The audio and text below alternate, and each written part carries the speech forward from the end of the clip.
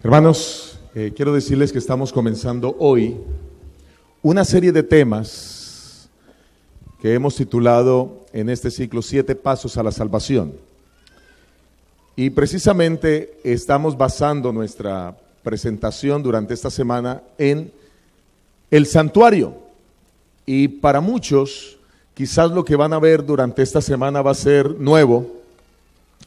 Es posible que hayan cosas que nunca han escuchado, cosas que nunca hayan visto, que podremos visualizar durante esta semana. Ninguna otra iglesia en el mundo se ha dedicado a estudiar tanto este tema como la Iglesia Adventista del Séptimo Día. Sus teólogos han invertido cientos de miles de horas investigando desde la perspectiva teológica acerca del santuario. Vamos a inclinar nuestras cabezas y a pedir a Dios la bendición para la presentación de su palabra. Querido Padre que estás en los cielos, Señor, en estos momentos vamos a presentar este importante tema, el primer tema de esta campaña evangelística, 7 Pasos a la Salvación, verdades gloriosas del santuario. Yo te pido en el nombre bendito de Jesucristo que no hable el hombre, que el instrumento humano, Señor, sea velado por tu poder y por tu gracia.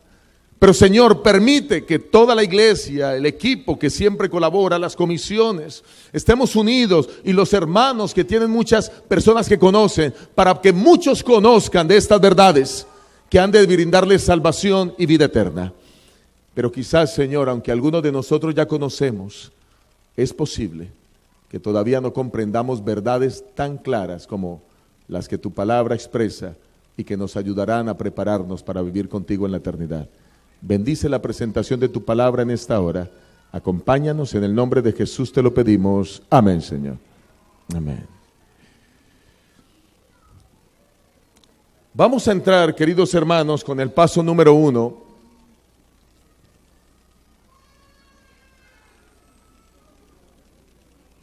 Gracias, ahora sí. Perfecto, gracias. Con el paso número 1 hacia la salvación. Y el paso número 1 para que cualquier persona pueda ser salva es reconocer que necesita de Dios.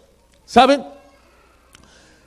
A veces tenemos que pasar pruebas, dificultades en la vida, calamidades en la vida, para poder entender que necesitamos de Dios. Vivimos en un mundo donde la gente, las personas se creen autosuficientes.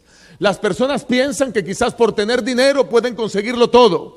O algunos quizás piensan que por tener cierto nivel de estudio pueden conseguir todo. Otros quizás piensan que como consiguieron lo básico para sostenerse en la vida, no necesitan nada más y se despreocupan de Dios. Otros quizás solo usan a Dios como al 911. Lo llaman cada vez que hay una emergencia o cada vez que hay un incendio en su vida. Pero la palabra de Dios nos muestra que las cosas con Dios son diferentes. Las cosas con Dios implican que nosotros debemos reconocerle día tras día, vivir con Él día tras día. La vida nuestra solo cobra sentido, solo cobra razón de ser cuando nuestra vida la dirige el Señor. Por eso ustedes escucharon las palabras que nuestra hermana Mary declaró hace algunos instantes. Yo me sentía sola. Pero cuando conocí a esta familia, cuando conocí a Dios, siento gozo. Y es que no solo ganamos a Dios en nuestro corazón, ganamos toda una familia, ganamos un grupo de hermanos. Ahora tenemos con quien compartir, hacemos amigos de calidad, hacemos amigos que se preocupan por nosotros, aún por lo espiritual. Hacemos amigos que oran por nosotros, que están con nosotros en las buenas y en las malas.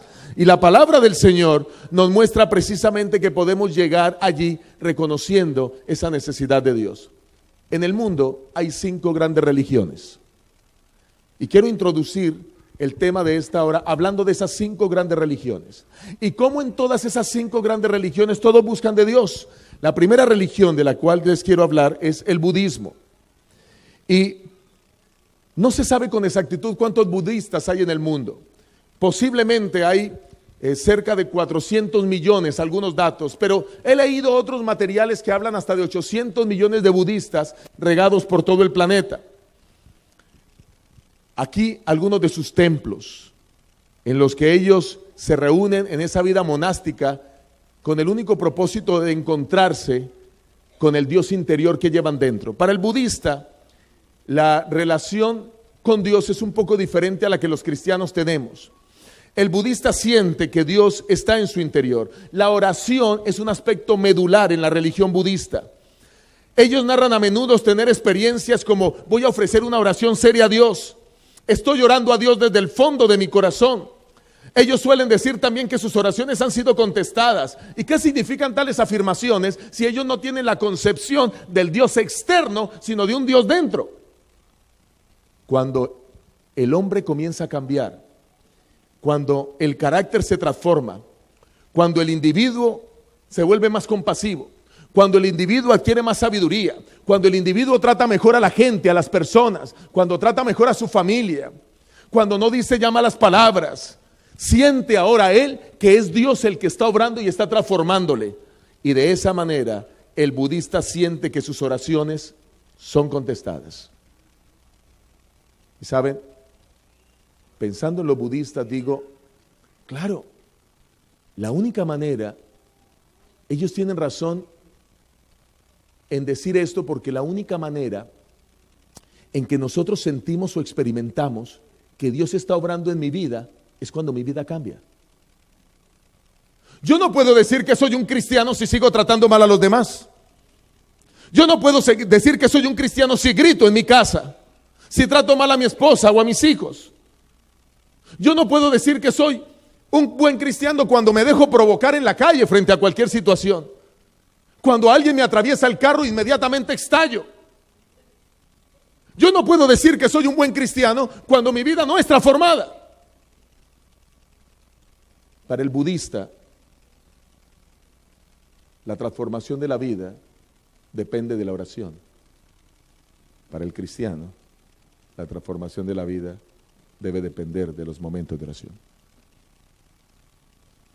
Yo quiero invitarles a que ustedes participen de los miércoles de oración en esta iglesia. Estamos tocando temas muy lindos acerca de cómo orar para que nuestras oraciones sean contestadas. Y algunos están perdiendo ese privilegio. Quizás prefieren estar en casa viendo la novela del momento, no sé cuál habrá en el momento. O quizás cuando hay tanto que Dios puede darnos. O quizás ocupados en otras cosas que podrían esperar o desplazarse otros días, permitiendo que el miércoles pueda ser el día de entrar en contacto y de seguir creciendo. Los hinduistas, por su parte, son un número mucho más grande. Se habla alrededor de quizás unos 800 millones de hinduistas en el mundo. Este es el templo más grande del mundo. Para la religión hindú hay quizás más de 3 millones de dioses. Y tienen dioses absolutamente para todo. He tenido la oportunidad de visitar algunos de sus templos como parte de mi formación teológica. Pero en cada casa los hinduistas generalmente tienen un altar. Hay imágenes, le ofrecen culto a las imágenes, rezan, ofrecen oraciones, flores, mantequilla y otros productos, encienden lámparas, queman incienso, por eso ustedes saben que el incienso fragante viene de la India. La casta superior de los brahmanes o el clero de ellos han de dedicarse a la enseñanza de los escritos religiosos, son los Vedas. Practican la oración 3 veces al día. El pensamiento hindú está dominado por aquel que es Dios sobre todos los dioses, y ese Dios sobre todos los dioses es el Dios creador. Se llama Brahma, de ahí el término brahmanes.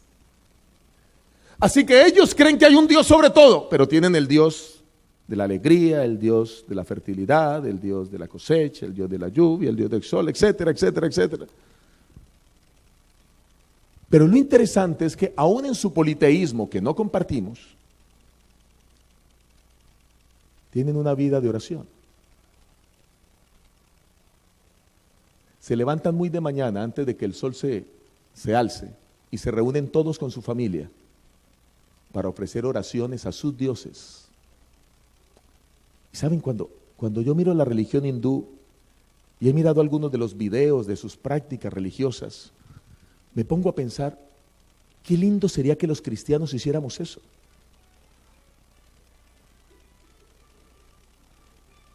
Y ese es el recordativo para poner los celulares en modo silencioso. Muchas gracias por ayudarnos en eso, muy amable. Qué interesante sería que nosotros como cristianos pudiésemos hacer lo mismo. Reunir a nuestra familia antes de que el sol se ponga para elevar plegarias a nuestro Dios. ¿Cuán maravilloso sería? Bueno. Bueno, así que si creíamos que no teníamos que aprender de los hindúes, claro que tenemos que aprender de ellos. Ahora está el Islam. El Islam, la segunda religión más grande del mundo. 1.400 millones de personas aproximadamente profesan el Islam.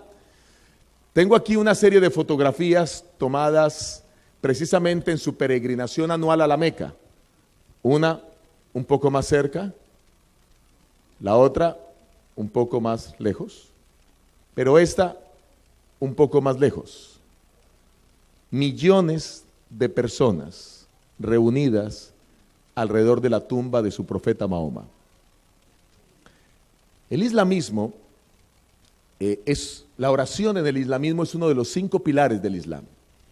Los musulmanes rezan 5 oraciones diariamente. Cada oración no dura más que unos cuantos minutos en ser realizada.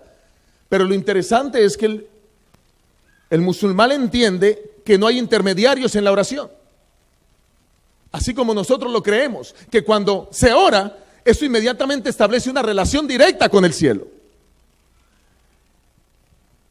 Y que Dios es el que nos ayuda en todas las cosas y es el dador de todas las cosas. La religión musulmana es como la religión cristiana, es monoteísta, creemos que hay un solo Dios. Y realizan 5 oraciones diariamente, una al amanecer, otra al mediodía, otra a la media tarde, otra en el ocaso, otra en la noche. Y él puede realizar la oración en casi todos los lugares. Y es sorprendente cuando uno viaja por diferentes lugares del mundo, ver que se cumple el momento de la oración. Y en los aeropuertos no interesa quién haya. No interesa quién haya. Ahí mismo se inclinan en dirección a la Meca a elevar su plegaria. Y mi pregunta es, si los cristianos hiciéramos lo mismo,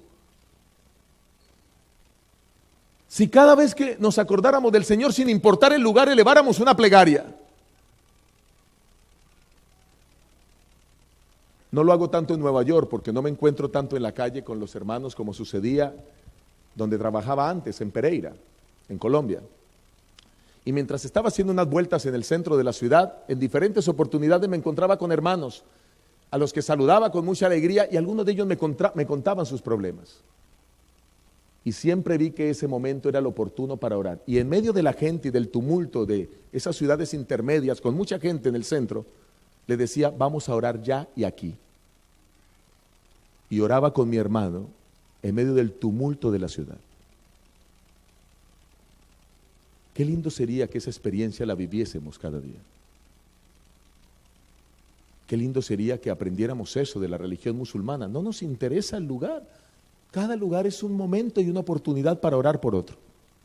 Con muchos de ustedes tengo muchas oraciones al teléfono, porque a veces las distancias no nos permiten cubrirles a todos, pero por el teléfono oramos con muchos de ustedes. No pierda la oportunidad de orar con su familia a la distancia. Esta semana me llamó un tío desde desde Medellín, contándome, mira, hay una niña muy delicada en Miami, por favor, oren por ella, colócala en oración. Él no es adventista, pero él sabe que nosotros creemos que Dios es poderoso. Y ahí de una vez le dije, tío, vamos a orar ya, voy a orar por usted y por Alejandra, que está, la niña de 6 años que está delicada con esa afección a los pulmones en la Florida. Y oramos. Cada momento es una oportunidad para orar. En fábricas, en los campos, en las clínicas, las universidades, en las oficinas, en todas partes, no solo en el templo. Los cristianos a veces creemos que el templo es el único lugar para orar. El musulmán no cree eso. ¿Cuántas cosas para aprender de otros? Ahora, la 4ª religión más importante del mundo es el judaísmo. No se sabe con exactitud cuántos judíos hay en el mundo, sin embargo hay un censo aproximado, y el censo aproximado de judíos en el mundo es de 13 millones. Solo en los Estados Unidos hay más de 5 millones de judíos. Es el segundo país con el mayor número de judíos o practicantes del judaísmo después del mismo Israel. En Israel el número sobrepasa los 6 millones. Y en tercer lugar está Francia, con cerca de 1 millón. El judaísmo tiene una plegaria muy solemne que aparece escrita en la Torá y en el Antiguo Testamento, por supuesto. La plegaria más solemne de la religión judía, que plasma la esencia de la creencia monoteísta, aparece registrada en Deuteronomio 6:4, Shema Israel Adonai Eloheinu Adonai Echad. Oye Israel, el Señor es nuestro Dios, el Señor es uno. Y los creyentes la recitan 2 veces al día, una oración al amanecer, otra al atardecer.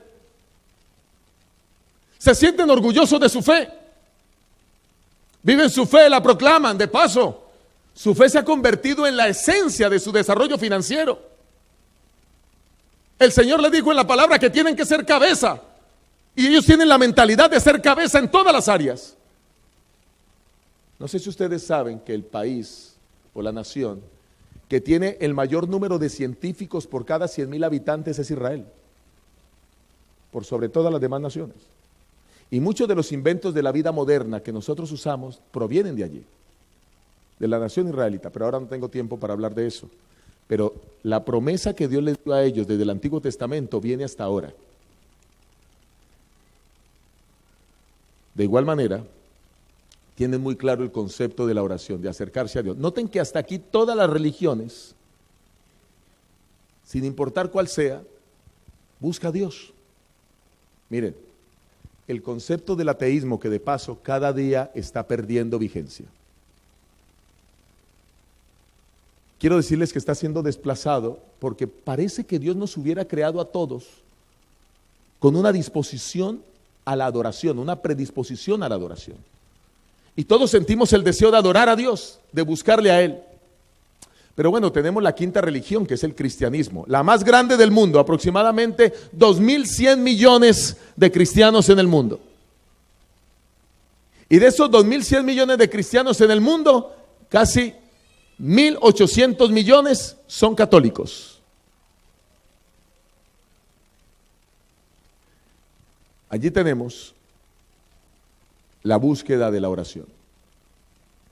La palabra del Señor nos habla de que es necesario que busquemos a Dios para que nuestras vidas sean transformadas. En todas las religiones, buscar a Dios es la necesidad primaria. Y en todas las religiones, el buscar a Dios es generar cambio de vida. Y en todas las religiones, Dios es el que permite que tengamos mejores hogares, mejores vidas. Es que el cristianismo nos hace mejores personas. Pero Jesucristo en la religión cristiana es la diferencia con las otras religiones. Porque Jesucristo no está en la religión budista, ni en la religión hinduista, ni en la religión musulmana. Y en la religión judía no es más que un profeta. Y en la religión musulmana no más que un maestro. Pero para nosotros es Dios mismo, es la esencia de la fe. Quien dejando toda su gloria, aunque era de condición divina, no quiso aferrarse a su igualdad con Dios. Y Él decidió, siendo Dios, venir a esta tierra y actuar como uno de nosotros, hacerse como uno de nosotros, para darnos salvación y vida eterna. Ahí está la diferencia. Porque aquí nosotros tenemos a Jesucristo para podernos acercar con toda seguridad, sabiendo que Él entiende nuestra necesidad, sabiendo que vivió lo que nosotros vivimos, sabiendo que experimentó los mismos sufrimientos que nosotros experimentamos. Tenemos a un Dios hombre que nos entiende, que nos comprende y que está dispuesto a ayudarnos. Y un Dios hombre que cuando buscamos, encontramos por supuesto oportuno socorro en Él. Era lo que hacía Moisés. Génesis 33:11. A mí me impacta este versículo. Y me impacta este versículo porque un día, estudiando acerca de la oración, encontré una encíclica, precisamente escrita por Ratzinger, el cardenal Ratzinger en aquella época. Y el cardenal Ratzinger en aquella época, que luego fue Papa Benedicto XVI, decía que orar a Dios es conversar con Él como si fuera un amigo. Y yo me preguntaba, ¿este hombre se leyó El Camino a Cristo? Porque el Camino a Cristo dice que orar es hablar con Dios como un amigo. Luego me di cuenta que no, que él sacó el concepto fue de Éxodo 33:11. Porque dice que el Eterno hablaba con Moisés cara a cara, como habla cualquiera con ¿qué? Con su compañero. Allí está la esencia del cristianismo. La esencia del cristianismo está en la búsqueda de Dios, especialmente de ese Dios hombre que es Jesucristo, que nos entiende y que está dispuesto a darnos una vida mejor. Y queriendo el Señor que nosotros entendamos ese concepto, nos ha provisto para acercarnos a Él una manera extraordinaria de comprender cómo Él quiere acercarse a nosotros, cómo quiere enseñarnos. Y esa manera extraordinaria es nada más y nada menos que Él quiso venir a vivir a la tierra con nosotros, pero desde antes de hacerse hombre. ¿Cómo sucedió eso? Claro, la Biblia lo dice y lo plantea con claridad. Construyendo un santuario. Y la palabra del Señor lo muestra de la siguiente manera. Un santuario, un lugar santo. Y harán un santuario para mí y habitaré en medio de ¿qué? De ellos. Dios quiere habitar en medio de su pueblo. Por eso cuando nos reunimos los sábados de mañana aquí o cualquier otro día, es más, cuando tan solo hay 3, Dios quiere estar en medio de ellos. Dios no está circunscrito a un lugar, pero aunque no está circunscrito a un lugar y Él puede estar en todos los lugares, Él tomó la decisión de decirle a sus hijos, quiero que vean mi presencia en la tierra. Y para eso le dijo a Moisés, aquel que se comunicaba con Él cara a cara, Moisés, a quien dirige estas palabras, quiero que habitar en medio de ustedes, hagan un santuario porque habitaré. Y luego dice, pero van a hacer el santuario como yo diga, conforme a todo lo que yo te muestre. El diseño del tabernáculo, el diseño de todos sus utensilios, así lo haréis. Saben que nosotros tenemos problemas, nos gusta vivir la vida cristiana como nos parece, no como Dios dice. Nos gusta aplicar la Biblia, los textos que a mí me convienen, no toda. Pero Moisés entendió que para poder ser fiel a Dios y ser feliz, y ser un líder, él tenía que hacer lo que Dios dijera. Y por eso Dios le dice, haz las cosas como yo te digo. Versículo 40 de Éxodo 25. Mira y hazlos conforme al modelo que te ha sido mostrado en el monte. Así que Dios le habla a Moisés y le dice, te voy a mostrar el modelo y haz las cosas como te lo digo. ¿No fue lo mismo con Noé? Dios le pudo haber dicho a Noé, construye un barco y coloca ahí todos los animales. ¿Cómo lo hizo Noé? Como Dios dijo. Dios le dio las medidas y él lo construyó. ¿Cómo lo hizo Moisés? Dios le dice cómo y él lo hace. ¿Cómo nos dice Dios cómo vivir la vida? ¿Tú lo vives? ¿Tú lo haces? Aquí está. Para eso hay que estudiarla. Y esta semana estaremos descubriendo estas verdades maravillosas.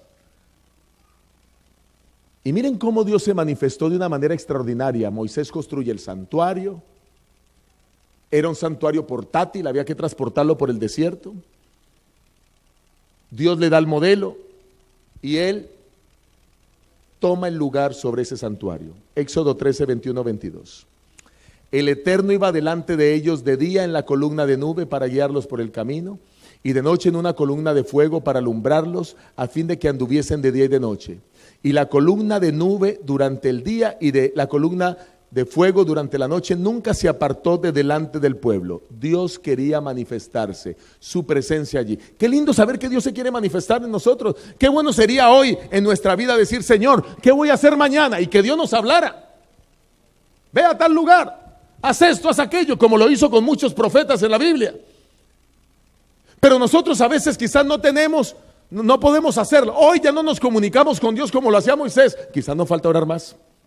Quizás nos falta ser más fieles para comenzar a escuchar la voz de Dios, para comenzar a sentir qué es lo que tenemos que hacer, porque solo la comunión íntima con Dios es la que nos permitirá comprender su voluntad. Pero algo interesante sucedía en Israel. Dios, el Señor, se posicionaba en la columna de fuego. Cuando la columna se iba, decía el líder, nos movemos todos, vamos. Dios nos dice que nos movamos, y se movían. Cuando la columna de nube en el día se movía, nos vamos. Cuando la columna de nube se detenía, aquí Dios quiere que estemos. Qué extraordinario vivir la vida así, guiados por Dios. Así la vivía el pueblo de Israel y así debemos vivirla hoy. Pero ¿cuál era el propósito de ese santuario? ¿Qué tenía Dios con eso? Dice Hebreos 8:5, los cuales, y ustedes pueden leer, la lectura bíblica fue de Hebreos 8, 1 y 2, la voy a mostrar más adelante, pero dice la Biblia en Hebreos 8, 5, los cuales sirven a lo que es figura y sombra de las cosas celestiales, como se le advirtió a Moisés cuando iba a erigir el tabernáculo, diciéndole, mira, haz todas las cosas conforme al modelo que se te ha mostrado en el monte. Ah, Dios le está diciendo a Moisés, Moisés, tienes que hacerlo así, porque lo que vas a hacer allí en la tierra, ese santuario, es un modelo de lo que hay en el cielo.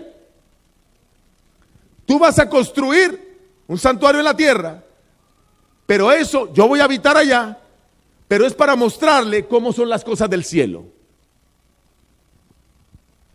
¿Cómo son las cosas del cielo? Antes de entrar a la pila bautismal esta mañana le estaba diciendo a Mary, yo quisiera que Cristo viniera ya. A veces me siento tan cansado que quisiera que el Señor viniera ya. Yo estoy listo ya, ¿cuál es el problema? A veces en las oraciones le digo, Señor, estoy listo, si quieres quitarme la vida. Bueno, generalmente pasa cuando estoy muy cansado. Pero estamos listos. Y quiero ir a vivir a ese mundo maravilloso que tú me ofreces.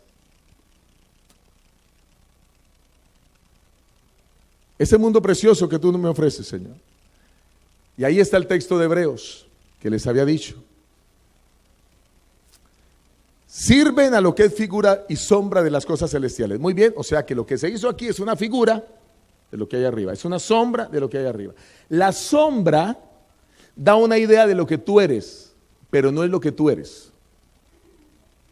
Usted en la sombra, usted si ve mi sombra se va a dar cuenta que soy calvo. Póngale la firma a eso. Pero usted en la sombra no va a poder identificar el color de mis ojos. Difícilmente los jóvenes cuando están pretendiendo una señorita podrían enamorarse de la señorita si lo único que vieran de ella fuera su sombra. No, yo quiero es verla a ella. El santuario terrenal es sombra de lo que hay en el cielo. Y cuando estudiamos el santuario terrenal nos da deseos de conocer lo verdadero, lo celestial. Miremos un poco qué es lo celestial. Donde habita Dios, donde mora Él. Dice el Salmo 102:19. Porque miró desde lo alto de su santuario. Miró Jehová desde los cielos a la tierra. ¿Dónde vive Dios? ¿En qué lugar? Ah, hay un santuario en el cielo. Dios le dice a Moisés, haz un santuario en la tierra. Pero yo, dice Dios, yo miro desde el santuario aquí en el cielo, allá a la tierra. Ahora, si hay un santuario en el cielo, ¿cómo es ese santuario? ¿Qué se hace allá? Ese santuario, allí suceden algunas cosas que quiero compartir con ustedes. Número 1, es la sede del gobierno de Dios, ese santuario. Número 2, es el principal lugar de adoración que existe en el universo. Número 3, es donde se administra justicia. Número 4, es donde se ministra a favor del hombre. Por ejemplo, la sede del gobierno de Dios. Jehová estableció en los cielos su trono y su reino domina sobre todos. Ok, en los cielos, allá está el santuario celestial en el cielo. Desde allá está el trono de Dios y desde ahí domina todo, dice Salmo 103:19. ¿Cuál es la base de ese gobierno de Dios en el cielo? Justicia y derecho son el cimiento de tu trono. Misericordia y verdad van delante de tu rostro, dice el Salmo 103. Es un lugar donde hay justicia, donde hay derecho, desde allí se gobierna el universo. Ahora, ¿saben qué es lo interesante? Que la Biblia dice, como lo veremos en esta semana, que los fieles a Dios iremos a vivir a ese trono, a ese lugar.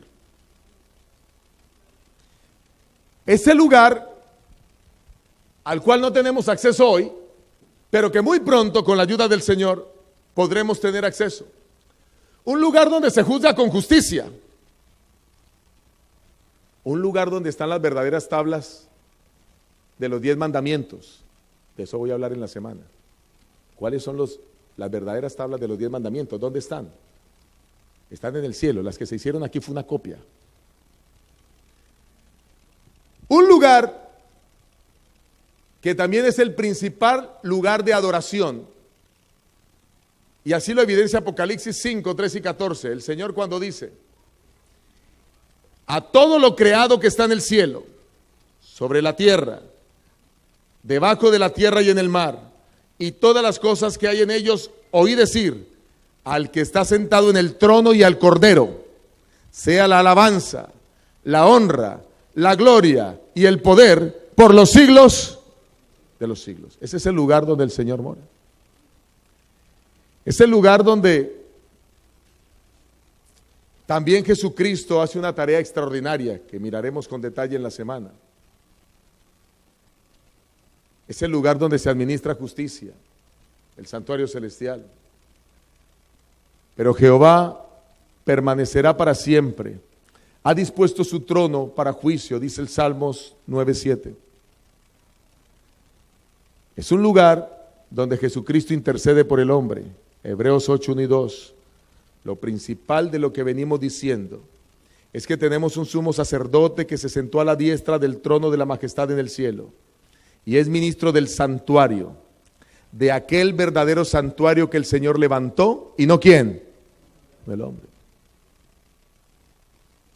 Dios le dice a Moisés, levántame un santuario construido por hombres, sombra de las cosas celestiales. Pero ahora tenemos que Jesús es el ministro del verdadero santuario. O sea que el que teníamos aquí no es el verdadero, es una sombra nomás. El verdadero santuario está en el cielo y es a donde Dios quiere llevarnos. Que el Señor levantó. ¿Quién construyó el santuario celestial? Dios. ¿Quién construyó el santuario en la tierra? El hombre. Que levantó el Señor y no el hombre, dice su palabra. ¿Y qué hace Cristo allí? Ahí está en Hebreos 9:24, porque no entró Cristo en el santuario hecho de mano, figura del verdadero, sino en el cielo mismo, para presentarse ahora por nosotros ante Dios. Ahora miren el trabajito que le pusimos a Jesús. Él está en el santuario celestial, intercediendo por cada uno de nosotros. Ahora, eso está en el santuario celestial. Pero hay muchas cosas más en el santuario celestial, muchísimas. La única manera de comprender todo lo que hay allá es que miremos la sombra que se hizo aquí. Porque de la sombra que hay aquí hay mucha información. De lo que hay allá hay poca información en la Biblia. Pero el Señor dice que ese santuario tenía el propósito de poder habitar allí como Él habita allá. Y que cuando podamos estudiar ese santuario, comprendamos entonces la obra salvífica del Señor. Miren, en estos momentos la nación de Israel quisiera volver a reconstruir el templo de Jerusalén. Quizás algunos de ustedes sepan que el gobierno israelí ha juntado dinero entre todos los judíos para la construcción del santuario cuando llegue el momento. Ahora no se puede.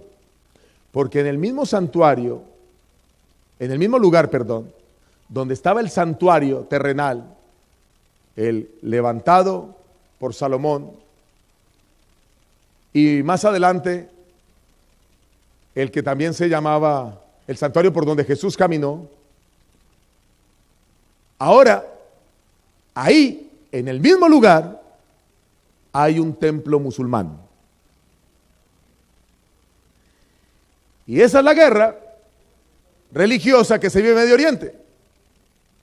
Pero el sueño israelí es que llegue el momento en poder eliminar ese santuario musulmán y ahí construir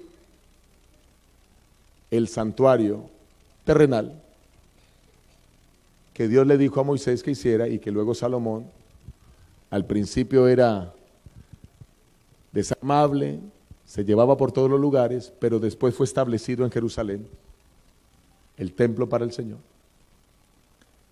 Pero todo eso solo nos muestra algo, que eso es una sombra de lo que ocurre en el reino de los cielos. Y hermanos, quiero cerrar de la siguiente manera. En ese santuario,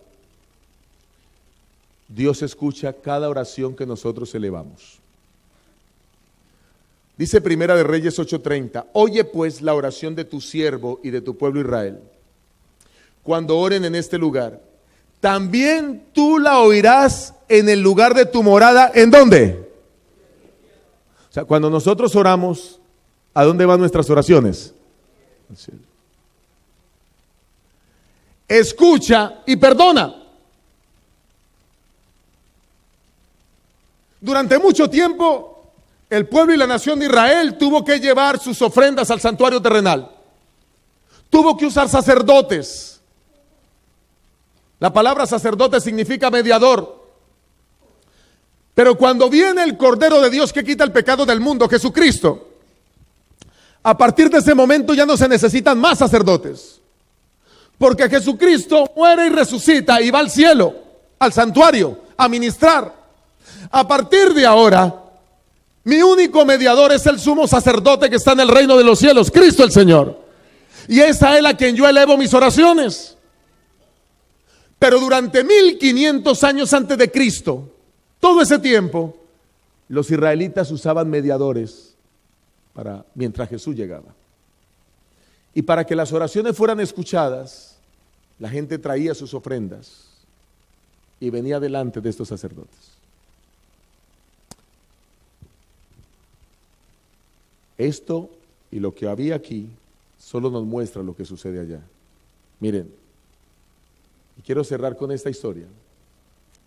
La historia de una mujer que sabía que la única manera de que su oración fuera contestada era acercándose al santuario, llegando a la puerta del santuario. Y el primer lugar es llegar a la puerta del santuario celestial. Y allí está Ana, contando su historia. Después de haber comido y bebido en Silo, Ana se levantó y se fue al templo.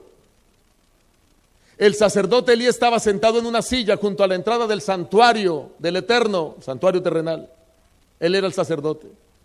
Con amargura de alma, Ana oró al Eterno y lloró abundantemente. ¿Tenías problemas, Ana, sí o no? ¿Y qué fue lo que hizo Ana? ¿Ir a dónde? ¿Ir a dónde? Al santuario.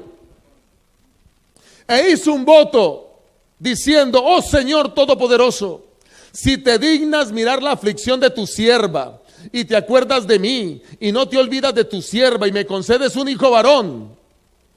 ¿Saben ustedes que esta mujer era estéril? Y ahora lo interesante es que ella va delante de Dios y le dice, soy estéril pero quiero un hijo y lo quiero varón. Y si me concedes un hijo varón, lo dedicaré todos los días de su vida a tu servicio y no pasará navaja sobre su cabeza. En ese tiempo se dejaban crecer el cabello como señal de consagración a Dios. Por eso Jesús tenía el cabello largo. Y sigue diciendo la historia que corrido el tiempo, después de haber concebido, Ana dio a luz un ¿qué? ¿Y cómo lo llamó? Samuel, porque lo pedí al Señor. Primera de Samuel 1:20. Cuando nosotros hacemos una promesa a Dios, hay que cumplirla. Yo no sé tú qué promesa le has hecho a Dios. Hay algunos que dicen, Señor, si me sacas de esta, yo me bautizo. Y el Señor lo sacó de esa y otras y nada. Señor, si me ayudas con esto, voy a darle una ofrenda a ti. Y nada. Señor, si salgo de esta situación difícil, ahora sí voy a ser un buen esposo. ¿Y qué vas? ¿Empeoró?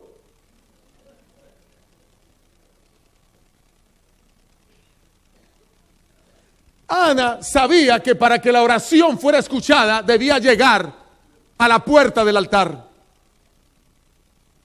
Y Dios le respondió. Hoy ya no existe el santuario terrenal. El templo de Salomón fue destruido en el año 605 por los babilonios. Luego, en época del dominio griego, fue reconstruido. Pero no tenía la belleza, por supuesto, que tenía el templo de Salomón. Y en ese templo Jesús caminó. ¿Recuerdan cuando Jesús echó a los cambistas? De ese templo los echó Jesús. Y ahí predicó muchas veces. Y en ese mismo templo se dedicaron a predicar los apóstoles y miles se convertían. Pero ahora ya no hay ese templo. Entonces, ¿cómo hago? Ya no existe. Pues ahora tenemos un sumo sacerdote que está en el cielo, sentado a la diestra de la majestad de Dios. Y hoy estamos aquí en el primer paso para ser salvos. Hoy estamos aquí en la puerta del santuario celestial. Porque hoy estamos aquí como Ana para poder clamar y orar a Él. Y lo primero que tú necesitas para que tu vida vaya en camino a la salvación es reconocer que necesitas de Dios. Si tú crees que no necesitas de Él, hay que reevaluar la vida. Hay que reevaluar los conceptos. Hay que reevaluar el estudio y el conocimiento que tengo de Dios. Porque a Dios lo necesitamos cada día de nuestra existencia. Ana llegó allí con su carga. Qué milagro tan portentoso. Yo no conozco tu carga hoy,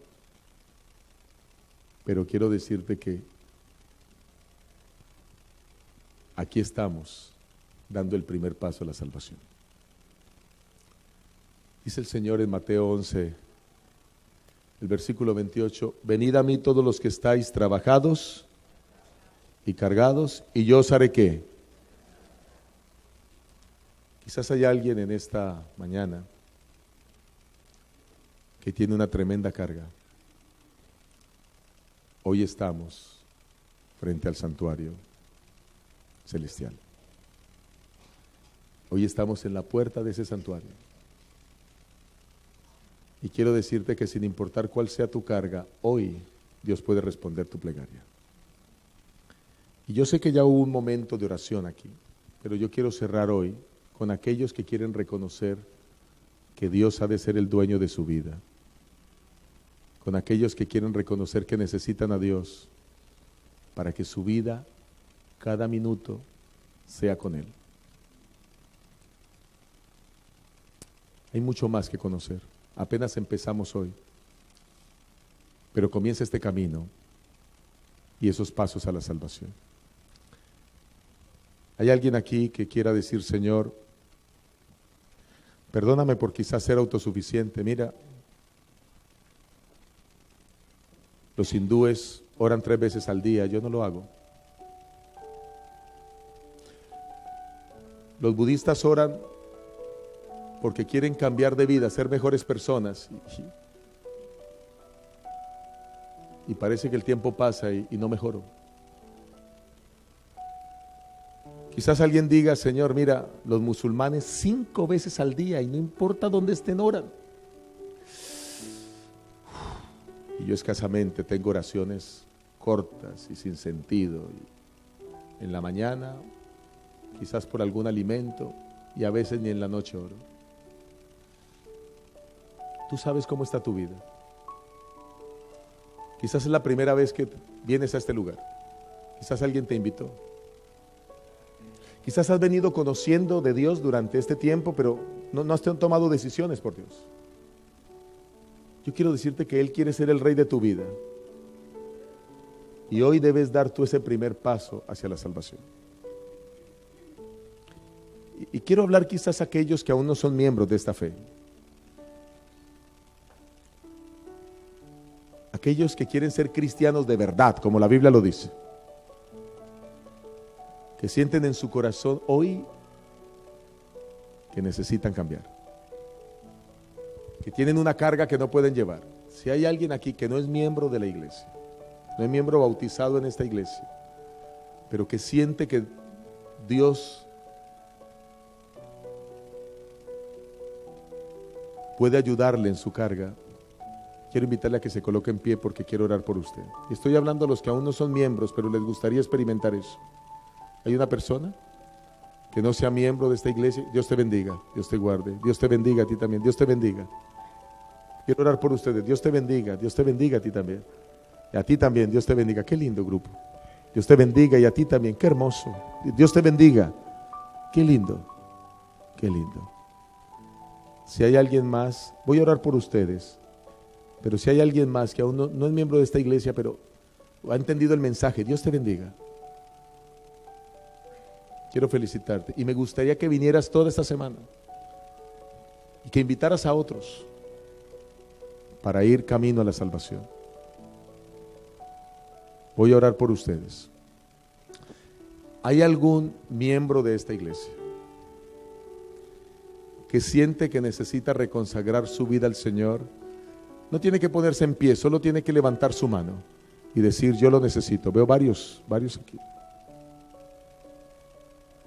Quiero orar por ustedes también, pero a este grupo especial que está puesto en pie. Y saben, algunos de ellos han tomado la decisión de bautizarse ya. Queremos invitarles a que formen parte de esta familia maravillosa. Vamos a orar. Querido Padre que estás en los cielos, mira este grupo de personas que se han puesto en pie, Señor. Ellos están dando el primer paso hacia la salvación, el reconocer la necesidad de Dios.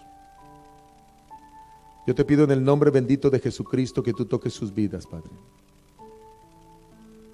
Que ellos entiendan que aquí nos reunimos con el único propósito, Padre, de ser transformados por tu palabra, de ser personas nuevas y diferentes.